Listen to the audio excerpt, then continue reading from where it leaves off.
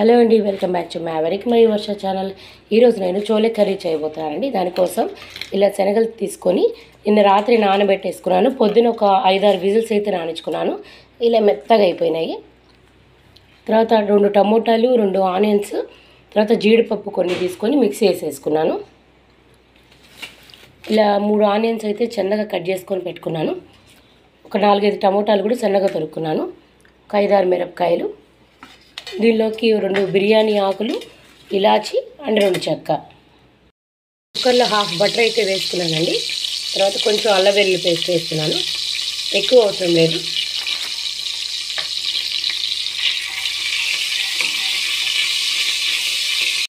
ఇది కొంచెం పచ్చి వాసన పోయేదాకా ఉంచాలి. బిర్యానీ ఆకు, ఇలాచి, చెక్క వేసుకోవాలి. తర్వాత ఆనియన్స్ వేసుకున్నాము. కొంచెం పసుపు వేసుకున్నాము.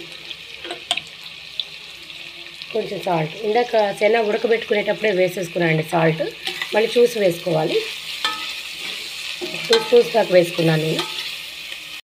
ఉల్లిపాయలు బాగా వేగాయండి. ఇప్పుడు ఈ టమోటాలు, పచ్చిమిరపకాయలు వేసుకున్నాం. ఇవి కూడా ఒక 5 మినిట్స్ బాగా మగ్గిన తర్వాత ఆ గ్రేవీ వేసుకుందాం.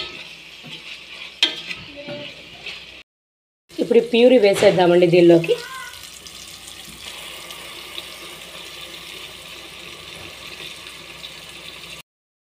ఇలా మరుగుతున్నప్పుడే ఈ ఉడకబెట్టిన చెనా వేసేసుకోవాలి.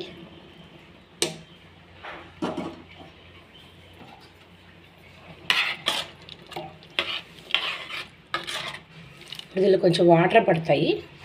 మనం ఈ ఉడకబెట్టుకున్న నీళ్ళు ఉన్నాయి కదా, అవి వేసుకున్నాం. ఈ ఉడకబెట్టిన నీళ్ళండి, శనా ఉడకబెట్టిన నీళ్ళు పోసేస్తున్నాం. ఇప్పుడు దీనిలో కొంచెం జీలకర్ర పొడి,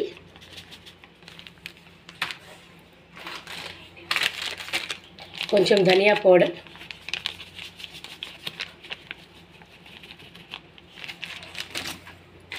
గరం మసాలా, సాల్ట్ అయితే వేయట్లేదండి. నేను ఆ ఉడకబెట్టుకున్న నీళ్ళు వేసాను కదా, దానిలో సాల్ట్ ఉంటుంది, వేయటం లేదు. 1 స్పూన్ చక్కెర అయితే యాడ్ చేస్తున్నాను. తర్వాత కొంచెం చాట్ మసాలా కూడా వేయాలి, టేస్ట్ వస్తుంది. 1 స్పూన్ కారం. ఇవన్నీ మిక్స్ చేసుకోవాలి.